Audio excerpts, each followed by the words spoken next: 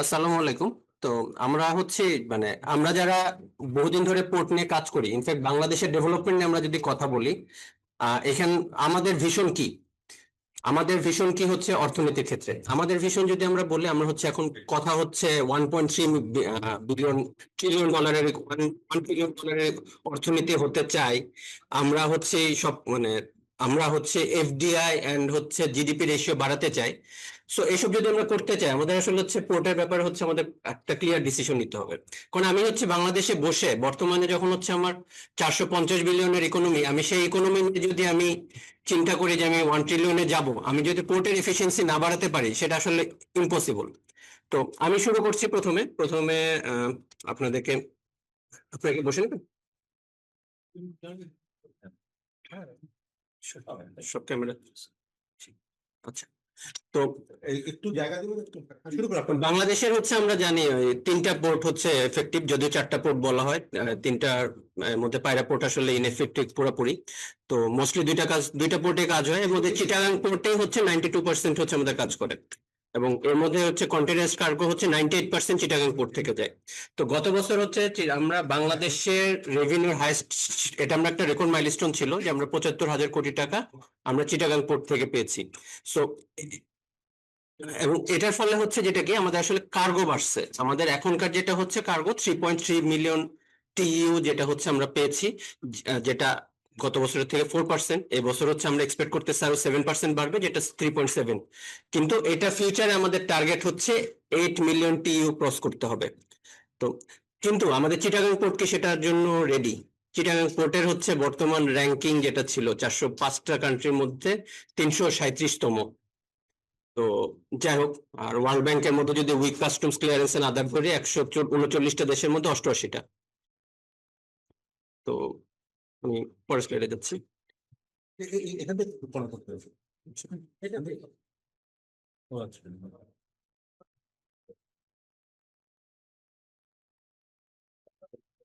আচ্ছা, আমরা 3টা দেশের হচ্ছে আপনার পার্থক্য কম্পারিজন দেখি। আমাদের যদি এক্সপোর্ট ইম্পোর্ট বা অন্যান্য জিনিস দেখি, আমাদের আসলটা প্রতিদ্বন্দ্বী হচ্ছে ভিয়েতনাম, যেহেতু আমাদের মোস্টলি আমরা গার্মেন্টস সেক্টর নিয়ে কাজ করি।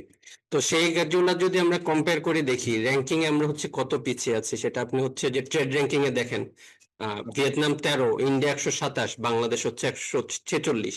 ইভেন সবগুলাতে অ্যাকচুয়ালি পিছিয়ে আছে। আমরা যদি কন্টেইনার পোর্ট পারফরমেন্স দেখি, সেখানে হচ্ছে ইন্ডিয়ান একটা পোর্ট মুন্দ্রা 27, তারপর ভিয়েতনাম হচ্ছে 70, আর আমাদের হচ্ছে 334। সো এভরিথিং হচ্ছে আমরা আসলে পিছিয়ে আছি। সো এটা আসলে ডিটেল বলছি না, এটা আপনাদের কাছে হচ্ছে ডাটা আছে, আপনারা দেখে নিতে পারবেন। আমরা 1 বছরে কতটুকু পারফরমেন্স ইমপ্রুভ করেছি সেটার একটা ক্যারেক্টারিস্টিক্স এখানে। সো আমরা অন্যান্য কান্ট্রির যদি চেক করে দেখেন, গত 10 বছরে তারা তাদের শিপিং কানেক্টিভিটি প্রায় ডবলের উপরে ক্যাপাসিটি বাড়িয়েছে। আমরা এখন পর্যন্ত ওই একটা গন্ডির মধ্যেই ঘুরপাক খাচ্ছি। আমরা এখন বাড়াচ্ছি, বাট স্লো গ্রাজুয়াল ইমপ্রুভ হচ্ছে, but this is not drastical. So এখন আমরা কথা বলি হচ্ছে চিটাগাং পোর্টের। আসলে গভর্নমেন্ট থেকে আমরা যেটা কথা শুনতে পাচ্ছি যে 3টা পোর্টকে তারা আসলে ফরেন ইনভেস্টমেন্ট পিপিপি তে যেতে চাচ্ছে। সো একটা হচ্ছে আপনার লালদে, অলরেডি এটা নিয়ে চুক্তি হয়ে গেছে, একটা হচ্ছে নিউ মরিন টার্মিনাল, আর একটা হচ্ছে বে টার্মিনাল। তো এখানে চট্টগ্রাম আমরা অনেকে লালদিয়া পোর্টটা হচ্ছে বেসিক্যালি যেটা মার্সেককে দেওয়া হচ্ছে এপিমোলারকে, সো সেটা হচ্ছে পুরাপুরি গ্রিনফিল্ড। সো ওরাই নিজেরাই ফুল ইনভেস্টমেন্ট করবে এবং ইনভেস্টমেন্ট করে এখানে কাজ করবে। তো নিউ টার্মিনাল, এটা অলরেডি অনেক ইনভেস্টমেন্ট করা হয়েছে, এটাকে আমরা হচ্ছে ব্রাউনফিল্ড বলতে পারি। সো নিউমোরিং টার্মিনালটাও আমরা হচ্ছে চিন্তা করে দেখতে পারতেছি এটা কি করা যাবে ফিউচার ইমপ্রুভ করার জন্য, এবং এটা নিয়ে কথা হচ্ছে ডিপি ওয়ার্ল্ডকে। এন্ড বে টার্মিনাল কথা হচ্ছে সিঙ্গাপুরের সাথে, বাট এটা নিয়ে এখন মোস্ট প্রবাবলি খুব বেশি কথা হচ্ছে না। তো নিউমোরিং টার্মিনালের প্রেজেন্ট সিচুয়েশন হচ্ছে তারা বাংলাদেশের মোট এক্সপোর্ট ইম্পোর্টে 38.5% কন্টেনার হ্যান্ডলিং করে। সো এপিএম টার্মিনাল যেটা হচ্ছে আমরা লালদিয়া পোর্টকে দেওয়া হয়েছে, সেখানে হচ্ছে আমরা এপিএম এর স্ট্যান্ডটা দেখি। তারা হচ্ছে প্রায় 39টা দেশে প্রায় 62টা টার্মিনাল হ্যান্ডেল করছে। তারা গ্লোবাল পোর্ট অপারেটরস এর মধ্যে টপ 5। তারপর তাদের প্রেজেন্ট হচ্ছে প্রায় 17%, তারা হচ্ছে গ্লোবাল কন্টেনার হ্যান্ডলিং করছে। সো এবং গ্রিনফিল্ডে তারা র্যাঙ্কিং এ হচ্ছে one of the number 1 company. তো এবং তাদের রেভিনিউ এন্ড আদার থিংস হচ্ছে এখানে স্টিল দেওয়া আছে এবং দে আর অ্যাকচুয়ালি কোয়াইট গুড। সো তো একটা হচ্ছে এখানে ইম্পর্টেন্ট জিনিস যে আমাদের হচ্ছে যে ওই আমরা এপি মোলারের যদি আমরা টার্মিনালের এফিসিয়েন্সি বা অন্যটা বলি, এরা হচ্ছে আপনার প্রতি ঘন্টায় প্রায় 40 থেকে 50টা মুভমেন্ট করতে পারে, যেটা হচ্ছে বর্তমানে বাংলাদেশে আমরা করতে পারি হচ্ছে 18টার মতো। তো এটার ক্ষেত্রে আমরা যেটা হয়েছে যে আমরা প্রায় 30 বছরের একটা চুক্তি করেছি, সেখানে হচ্ছে প্রায় বাংলাদেশে ফরেন ইনভেস্টমেন্ট আসবে 550 মিলিয়ন ইউএস ডলার। বাংলাদেশকে অলরেডি একটা সাইনিং মানি দেওয়া হচ্ছে 250 করোড় টাকা, এবং অ্যাপার্ট ফ্রম দ্যাট প্রত্যেকটি ইউনিটে তারা হচ্ছে 21 ডলার করে আমাদেরকে দিবে, এবং সেটা পার 8 লাখ ইউনিট পর্যন্ত। সো তাদের অলরেডি হচ্ছে যে ফোরকাস্টটা আছে, যেখানে আমাদের প্রেজেন্ট আমরা বলছি যে 3.7, সেখানে ওরা একটা টার্মিনালে 8 লাখ টি ইউনিট চিন্তা করছে, এবং সেটা যদি আপনার বাড়ে সেটার জন্য আমাদের নেক্সট এডিশনালের জন্য আমরা এডিশনাল রেট পাবো। তো এটার সাথে হচ্ছে মানে অলরেডি 2025 থেকে এরা কাজ শুরু করবে এবং কাজ শেষ হতে প্রায় 2029 বা 30 পর্যন্ত হবে। এবং আমরা বাংলাদেশে হচ্ছে বিদেশি ইনভেস্টমেন্ট আনলে সবাই যে ভয়টা পায় সেটা হচ্ছে আনএমপ্লয়মেন্টের সমস্যা। ওরা হচ্ছে অলরেডি 700 ডাইরেক্ট জব হবে বলতেছে, এবং ইনডাইরেক্ট জব হচ্ছে আরো 1000-এর উপরে হবে। তো আমি এখন যাচ্ছি এনসিটি, যেটা নিয়ে হচ্ছে সব থেকে বেশি কথা হয়। তো এটা হচ্ছে আগে সাইফ পাওয়ারটেক ছিল, সাইফ পাওয়ারটেকের পর সিটি মানে New Mooring terminal, New Mooring terminal. So এটাতে আগে সাইফ পাওয়ারটেক ছিল, সাইফ পাওয়ারটেকের পর এখন হচ্ছে চিটাগাং ড্রাইডক এবং বাংলাদেশ নেভি হচ্ছে যৌথভাবে চালাচ্ছে। তো এটার জন্য হচ্ছে ডিপি ওয়ার্ল্ডের সাথে G2G তে আমাদের কথাবার্তা হচ্ছে, এবং এটার ফিনান্সিয়াল অ্যাডভাইজার হিসেবে আছে আইএফসি। সো সাইফ পাওয়ারটেক আমরা আগে বলেছি যে প্রায় 39% হচ্ছে নিউমরিং টার্মিনালতে যায়।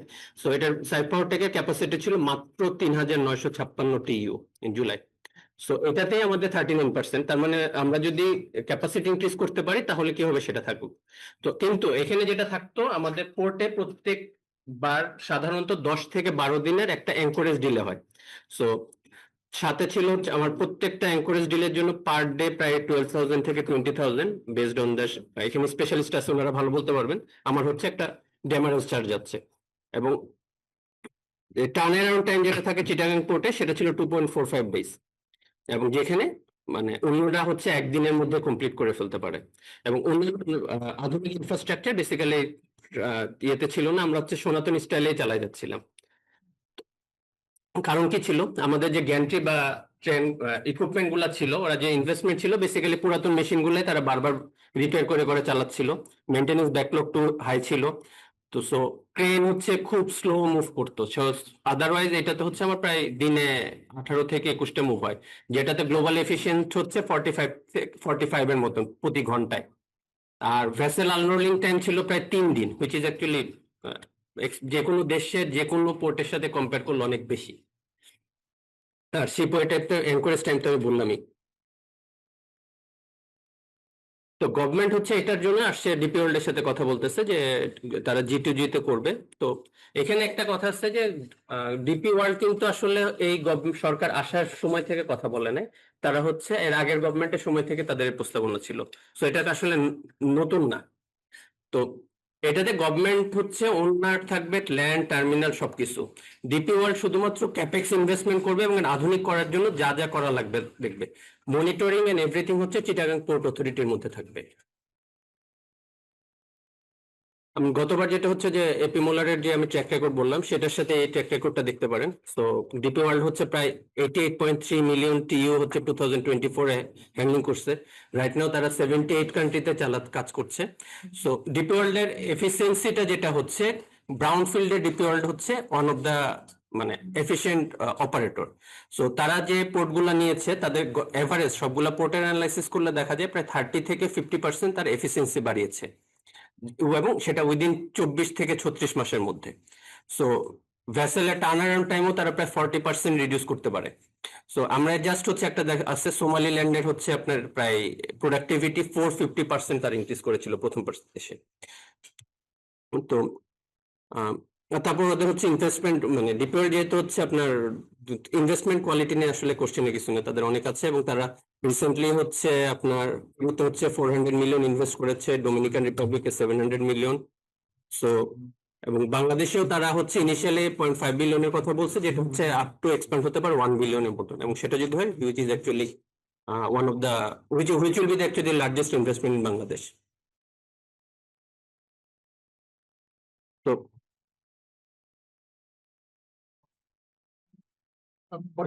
আচ্ছা, আমি এডিটোরিয়ালে কয়েকটা পোর্টের পারফরমেন্স দেখাচ্ছি। তারা বারবেরা পোর্টে হচ্ছে 30% হচ্ছে থ্রুপুট বাড়িয়েছে এবং জেনারেল কার্গোতে প্রায় 90% এফিসিয়েন্সি বাড়িয়েছে। কালাও পোর্টে 80%, রোমানিয়াতে হচ্ছে এমপ্লয়মেন্ট বেড়েছে। সো সাউথ আফ্রিকাতে হচ্ছে প্রায় 12,500 জন লোকাল জব ক্রিয়েট করা হয়েছে। সো এবং তারা যে প্রস্তাব দিয়েছে সেই প্রস্তাবে আছে যে টার্ন অ্যারাউন্ড টাইম যেটা হচ্ছে আমাদের, সেটা 30 থেকে 36 মুভ পার আওয়ারে নিয়ে আসবে, যেটা হচ্ছে আমার এখন প্রেজেন্ট আছে 18, প্রায় 100% তারা বাড়ানোর বলতেছে। এবং ভেসেল টার্ন অ্যারাউন্ড যেটা হচ্ছে আমাদের প্রায় 3 ডেজ এর মতন হয়ে যাচ্ছে, সেটা লেস দেন 1.5 ডেজ আনবে। এবং টিউ ক্যাপাসিটি ইনক্রিজ করা হবে 40%। তো এই জিনিস মানে আমাদের, আমি একটু আগে বলতেছিলাম যে যেহেতু হচ্ছে আমাদের ফিউচার টার্গেট হচ্ছে প্রায় $1 ট্রিলিয়ন ইকোনমি হতে চলে, তো আমাদের এফডিআই আনতেই হবে। তো এবং এফডিআই যদি আমাদের আনতে হয় তাহলে হচ্ছে এই পোর্ট থেকে আমরা আসলে 15 থেকে 10 to 15% এফডিআই নিয়ে আসতে পারি। এটার সব থেকে বড় সুবিধা হচ্ছে পিপিপি মডেলে গেলে গভর্নমেন্টের নিজের কোনো ইনভেস্ট করা লাগতেছে না। ওদের টাকাতেই আমরা আসলে পোর্টকে আধুনিকরণ করতে পারতেছি, ওদের টেকনিক্যাল নোহাউটা আমরা নিয়ে আসতে পারতেছি, এবং ওদের টেকনিক্যাল নোহাউ দিয়ে আমরা আমাদের ম্যান পাওয়ারকে ডেভেলপ করতে পারতেছি, যেটা আমরা আসলে বাংলাদেশের থেকে আমরা অন্য দেশ কি করতেছে সেটা আমরা জানতে পারতাম না। বিশ্ব এখন আসলে অনেক এগিয়ে গেছে, সেটার সাথে আমাদের মিলাতে হবে না। সো এবং আমাদের বেসিক্যালি যেটা হচ্ছে আমাদের আসল জায়গা, দুইটা পার্টে আমরা আসলে টাইম লস করি। একটা হচ্ছে আমাদের শিপ আসতেছে, শিপ লোডিং আনলোডিং, এখানে আমরা লস করি। আর একটা হচ্ছে কাস্টমস এ লস করি। সো যখন হচ্ছে আমি শিপিং এর টাইমটা হচ্ছে আমি কমিয়ে ফেলতে পারবো, আমাদের কাস্টমস এর উপর প্রেশার আসবে, তখন আমাদের কাস্টমস চাপে পড়ে হলে আসলে এফিসিয়েন্সি বাড়াতে বাধ্য হবে। রুবেল, আর 10 মিনিট আমাদের শেষ করতে হবে। বুঝিনি। হুম। So, আমি অলরেডি হচ্ছে স্লাইডটা বলে ফেলছি যে হচ্ছে যে বাংলাদেশের এক্সপোর্টাররা হচ্ছে এখানে হচ্ছে একটা বলি, বাংলাদেশের এক্সপোর্টাররা প্রায় হচ্ছে 20 থেকে 40% হায়ার লজিস্টিক্স কস্ট বেয়ার করে। সো আমরা যারা হচ্ছে বিদেশি কোম্পানিদের সাথে কাজ করি, যখন হচ্ছে কোনো প্রজেক্ট বা কোনো কিছুতে আমরা লজিস্টিক্স কস্ট বলি, দে আর অ্যাকচুয়ালি কোয়াইট, বাংলাদেশে কেন এত বেশি, মানে ইন্ডিয়াতে বাংলাদেশে প্রায় অর্ধেকে হয়ে যায়। কিন্তু তারা যে আমাদের এই লসটা আছে সেই লসটা তারা বুঝতে পারে না। সো এটা আমরা যদি আসলে কমাতে পারি, আমাদের ইকোনমি অ্যাকচুয়ালি অনেক ফাস্টার হবে। এছাড়া আমরা যদি রেভিনিউ বাড়াতে পারি এবং বেটার ইউটিলাইজেশন বাড়াতে পারি, সো এটা তো আমাদের নিজেদেরই। এন্ড আরেকটা হচ্ছে যে লালদিয়া পোর্টে বলা হয়েছে তারা হচ্ছে কার্বন এমিশন কমাবে, তারা গ্রিন অপারেটিং মোডে চালানোর চেষ্টা করবে। অ্যাপার্ট ফ্রম দ্যাট ডিপি ওয়ার্ল্ডেরও হচ্ছে গ্রিন পোর্টের হচ্ছে এক্সপিরিয়েন্স আছে। সো আমরা এখানে আর মানে আমাদের সব থেকে বড় কনসার্ন হচ্ছে যে আসলে আমরা অনেক কিছু ইনফরমেশন হাইড হচ্ছে কিনা। তো আমরা আশা করব গভর্নমেন্টের কাছে এই ইনফরমেশন গুলো পাবলিক করে দেওয়ার জন্য, তাহলে হচ্ছে আমরা কম্পারিজন করতে পারবো যে বাংলাদেশ আমাদের আগের পোর্ট ব্যবস্থাপনা ভালো ছিল অথবা নতুন পোর্ট ব্যবস্থাপনা ভালো। সো এটা অনেক টেকনিক্যাল কথা, এটা আমি চেঞ্জ করছি। গভর্নমেন্ট হচ্ছে ইনভেস্টরকে কি দিয়েছে, গভর্নমেন্ট ইনভেস্টরকে অলরেডি দিয়েছে যে ট্যাক্স বেনিফিট ফর 10 ইয়ার্স। ইকুইপমেন্টের জন্য হচ্ছে পোর্ট ইকুইপমেন্টের জন্য তারা ডিউটি ফ্রি এক্সাম্পল দিয়েছে। সো সিলেক্টেড সার্ভিস কম্পোনেন্টের জন্য ভ্যাট এক্সাম্পশন দেওয়া হয়েছে। সো 20 থেকে 30 বছরেরটা তো অলরেডি বলা হয়েছে। তো ফরেন স্পেশালাইজড যদি আনে লিমিটেড এন্ড টাইম বাউন্ড, এখানে হচ্ছে কোশ্চেন স্পেশালাইজড পিপল আসলেও সেটা টাইম বাউন্ড থাকবে এবং তারা লিমিটেড হতে হবে। এবং revenue sharing and post exemption এই জিনিসগুলো আছে। তো আমরা যেটা এই পোর্ট বিদেশিদের দেওয়ার ব্যাপারে সব থেকে বেশি শুনি সেটা হচ্ছে আমাদের সিকিউরিটি কন্ট্রোলটা কিভাবে হচ্ছে, মানে আমরা কিভাবে চাচ্ছি। তো এখানে সো এই ব্যাপারে হচ্ছে আমাদের 3টা পয়েন্ট আসলে, সোভারেনিটি, লেবার এন্ড ট্রান্সপারেন্সি, 3টা পয়েন্ট হচ্ছে আমি এখানে আলোচনা করব। তো আমরা সিকিউরিটি কনসার্ন ফরেন, আমাদের প্রথম কোশ্চেন, ফরেন অপারেটরস মে কন্ট্রোল স্ট্র্যাটেজিক ন্যাশনাল অ্যাসেট। এখানে প্রথমটাই যেটা বলা হচ্ছে তাদের শুধু তারা শুধু ইনভেস্টমেন্ট করছে, ক্যাপেক্স অপারেশন করছে, এবং এভরিথিং কন্ট্রোল হবে হচ্ছে আসলে সিপিআই এন্ড হচ্ছে গভর্নমেন্টের মনিটরিং এ। তারপর হচ্ছে তারা আমাদের সেন্সিটিভ ট্রেড ডাটা নিয়ে যেতে পারে। বর্তমানে হচ্ছে ট্রেড ডাটা পুরোপুরি ওপেন, সো কেউ আসলে কিছু লুকিয়ে রাখতে পারবে না, এবং আমরা অডিট রিপোর্ট বা আদার থিংস হচ্ছে বাংলাদেশ যেহেতু ডিজিটালাইজেশনে যাচ্ছে, এটা এভরিথিং ওপেন হতে হবে। তো এখানে লুকানোর কিছু নাই। 3 নাম্বার হচ্ছে যে আমরা অন্য কান্ট্রির উপরে ডিপেন্ডেন্ট হচ্ছে। এখানে হচ্ছে আমাদের একটা ভালো স্ট্র্যাটেজিক মুভ আছে, আমরা টার্মিনাল একটা কান্ট্রিকে কখনো দিচ্ছি না, আমরা বিভিন্ন কান্ট্রিকে দিচ্ছি, which is actually very good. আমরা কারোর উপর ডিপেন্ডেন্ট হচ্ছি না। এবং 3 নম্বর হচ্ছে জব লসেস হচ্ছে, এটা হচ্ছে আমাদের সব থেকে বড় কনসার্ন। বাট বিদেশের থেকে যখন এখন পর্যন্ত যত বিদেশি কোম্পানি বাংলাদেশে ইনভেস্টমেন্ট করছে, তারা শুধু কি পার্সোনাল গুলো হয়তো বাইরের থেকে নিয়ে আসছে, বাকি সব পার্সোনাল লোকাল থেকে নিছে। তো এটা আপনারা যদি ডাটা দেখেন, আপনারা ফিকি বা অন্যান্য জায়গায় ডাটা দেখতে পারেন, সেখানে দেখবেন হচ্ছে বিদেশি কোম্পানিরা কতটা এমপ্লয়মেন্ট ক্রিয়েট করছে। সো সো এই যে আমি অলরেডি বলেছি যে মাল্টি অপারেটর স্ট্র্যাটেজিটা কি হচ্ছে, এটা হলো আমরা একটা কোম্পানির উপর হচ্ছে ডিপেন্ডেন্ট থাকবো না। আমরা 3টা দেশ, প্রত্যেকটা কোম্পানি নিজেদের উপর হচ্ছে আসলে পারফরমেন্স নিয়ে ফাইট করবে, ফলে আমাদের বেটার পারফরমেন্স পাওয়া যাবে, জিও পলিটিক্যাল ইন্টারেস্টে পাওয়া যাবে। G2G হলে আমরা যখন গভর্নমেন্টের সাথে বসা হয় একটা কাজ নিয়ে, তখন হচ্ছে আমাদের যদি গভর্নমেন্ট নেগোশিয়েট করতে পারে, দেন আসলে অনেক বেটার জিনিস পাওয়া যায়। যেমন একটা এক্সাম্পল দিই। সো আমি যতটুকু শুনছি ডিপি ওয়ার্ল্ডের সাথে যখন কথা হচ্ছে, সো ডিপি ওয়ার্ল্ডের সাথে অলরেডি হচ্ছে আমাদের লেবারদের যে একটা সমস্যা আছে, এই সমস্যা নিয়ে অলরেডি কথা হচ্ছে। সো হুইচ ইজ অ্যাকচুয়ালি যদি এই আমাদের ইনভেস্টমেন্ট প্রবলেম সলভ হয়, দেন আমরা অ্যাকচুয়ালি বার্গেন করতে পারবো যে আমাদের লেবার ইস্যু বা অন্যটা হচ্ছে আমরা ইউএ এর সাথে বেনিফিটটা নিতে পারবো কিনা।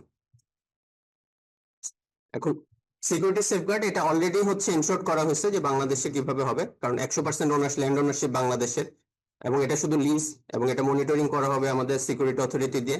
ডাটা মানে বাংলাদেশ গভর্নমেন্টের কাছে এখন পর্যন্ত আমরা জানি না কি বের করবে, বাট আমরা চাই এটা গভর্নমেন্ট বের করুক, এন্ড আমাদের অডিট অ্যাক্সেস থাকবে হচ্ছে বাংলাদেশ অথরিটির কাছে। লেবারের সেফগার্ড নিয়ে অলরেডি হচ্ছে আমি কথা বলছি যে আমাদের লোকাল হায়ারিং প্রায়োরিটি থাকতে হবে, এবং যদি এমএনসি বা অন্য কোম্পানি আসে, আমাদের আসলে ওয়ার্কিং কন্ডিশন গুলা বর্তমানে যেটা সাইজ পাওয়ারটেক বা অন্যদের আছে তাদের থেকে ফার বেটার হবে। সো ইকোনমিক ইম্প্যাক্ট আমরা প্রথমে বললাম যে প্রায় $1 বিলিয়ন মতন আসবে, বাট আমাদের যদি এফিসিয়েন্সি ইমপ্রুভ করতে পারি, আমরা হচ্ছে এক্সপোর্টে আরো $5 থেকে $8 বিলিয়ন হচ্ছে আমরা নতুন এক্সপোর্ট জেনারেট করতে পারবো, সাবজেক্ট টু আমাদের প্রোডাকশন। কারণ আমাদের ক্যাপাসিটি যখন বেড়ে যাবে, তখন হচ্ছে আমাদের এটা প্রোডাকশন ভালো হলে তো আমরা করতে পারবো। তারপর আমরা যখন লজিস্টিক্স কস্ট কমাতে পারি, তাহলে হচ্ছে আমাদের প্রোডাকশন কস্ট কমবে, হুইচ ইজ অ্যাকচুয়ালি আমাদেরকে মার্কেটে মোর কম্পিটিটিভ করবে। And যখন বড় বড় FDI বাংলাদেশে বা অন্য কোনো দেশে আসতে থাকে, তখন বেসিক্যালি বিদেশি কোম্পানিগুলো সব অ্যাকচুয়ালি চাঙ্ক হয়ে থাকে, দেখে তারা কোথায় কোথায় হচ্ছে ইনভেস্টমেন্ট যাবে। সো একটা বড় চাঙ্ক যখন আসে, তখন অন্যরা ইন্টারেস্টেড হয় যে এখানে নিশ্চিত হচ্ছে একটা বড় মার্কেট আছে, এবং তারা আসতে চায়। এবং আমরা যদি কোনো একটা কোম্পানিকে হচ্ছে বাধা ক্রিয়েট করি, সেটা অ্যাকচুয়ালি হচ্ছে না একটা কোম্পানিকে না, সেটা হচ্ছে দেখা যায় প্রায় 100টার উপরে কোম্পানিকে হচ্ছে আসলে বাধা ক্রিয়েট করা হচ্ছে, যাতে তারা আসতে না পারে। এন্ড ফিউচারে আমাদের আগামী বছরে হচ্ছে আমরা এলডিসি গ্রাজুয়েশনে যাচ্ছি। সো আমাদের এই কম্পিটিটিভনেসটা খুবই দরকার। সো আমি অলরেডি বলেছি যে ইউএস সাথে আমাদের অলরেডি একটা রিলেশনশিপে যাচ্ছে, এন্ড হচ্ছে এন্ড সেকেন্ড হচ্ছে দুবাই অলরেডি আমাদেরকে বলেছে এটা, যে তারা যদি বাংলাদেশে ডিপি ওয়ার্ল্ড হয়, তাহলে বাংলাদেশকে একটা ডিসপ্লে সেন্টার দিবে, হুইচ ইজ অ্যাকচুয়ালি গেটওয়ে হিসেবে কাজ করবে মিডল ইস্ট এন্ড আফ্রিকান বায়ারদের সাথে। সো ট্রান্সপারেন্ট গুড গভর্নেন্সেস, এই স্লাইডটা হচ্ছে মানে গভর্নমেন্টকে আমরা আশা করব প্রত্যেকটা জিনিস যেন ওপেন হয়। এই জিনিসটা যেহেতু হচ্ছে টার্মস এন্ড কন্ডিশন, আমরা এমনি এর জন্য অনেক টার্মস এন্ড কন্ডিশন আমরা দেখাতে পারবো না, কিন্তু আমরা তো নাম্বার গুলা দেখাতে পারবো যে আমাদের পোর্ট এফিসিয়েন্সি কিভাবে হচ্ছে, রেভিনিউ শেয়ার কিভাবে হচ্ছে, অপারেটর যে ইনভেস্টমেন্টের কমিটমেন্ট করছে সে কমিটমেন্ট রাখছে কিনা। আমরা ওই একটা টার্মিনাল করছে যেটা ওই রেড সি করেছে, সেখানে যে আমাদের ইনভেস্টমেন্টের কথা আছে, এখন পর্যন্ত আমরা সেই ইনভেস্টমেন্ট এখন দেখতে পাইনি। সো এটা আমাদের আসলে ক্লিয়ার করতে রাখতে, মানে ওপেন রাখতে হবে। কোশ্চেন কোশ্চেনটা হচ্ছে গভর্নমেন্ট কি খুব দ্রুত করতেছে? আমরা সবসময় সারা জীবন বলে আসছি আমাদের আমলাতন্ত্র জটিলতা বহুত স্লো, ফলে আমরা কাজ করতে পারি না। তো যখন আমরা এই প্রজেক্টের ক্ষেত্রে আমরা খুব আমাদের আমলারা আসলে ফাস্ট কাজ করতেছে কিনা, এটা একটা কোশ্চেন রয়েছে। সেকেন্ড যেটা হচ্ছে যে গভর্নমেন্ট পলিটিক্যাল পার্টিজ এন্ড স্টেক হোল্ডারদের সাথে কথা বলে না, তারা নিজেরা ডিসিশন নিচ্ছে। তারপর টার্মস এন্ড কন্ডিশন, এটা পিপলের রাইট আছে কিনা, এখন এমনির জন্য আসলে সবকিছু হবে কিনা। এন্ড ফোর্থ যেটা পয়েন্ট হচ্ছে সেটা হচ্ছে যেটা G2G না করে আমরা ওপেন টেন্ডারিং এ গেলে লাভ করতে পারতাম কিনা। তো আমরা যেটা এখন কনক্লুশনে যাচ্ছি, যে আমরা চাচ্ছি গভর্নমেন্টের কাছে যে সবকিছু হচ্ছে যেন ট্রান্সপারেন্ট এন্ড সিকিউর হয়। আমরা ইন্ডাস্ট্রির জন্য হচ্ছে চাচ্ছি modernisation and cost effective solution. পাবলিকের জন্য হচ্ছে রিউমার চাচ্ছি না, কারণ অনেক রিউমারের জন্য যদি আমাদের কোনো ইনভেস্টমেন্ট চলে যায় আমরা এটার জন্য আরো 4-5 বছর পিছিয়ে পড়বো। এন্ড ওয়ার্কাররা হচ্ছে তারা নিজেদেরকে ডেভেলপ করুক। আমাদের ম্যান পাওয়ারের এফিসিয়েন্সি ওয়ার্ল্ডের মধ্যে লোয়েস্ট, আমাদের এফিসিয়েন্সি বাড়াতে হবে।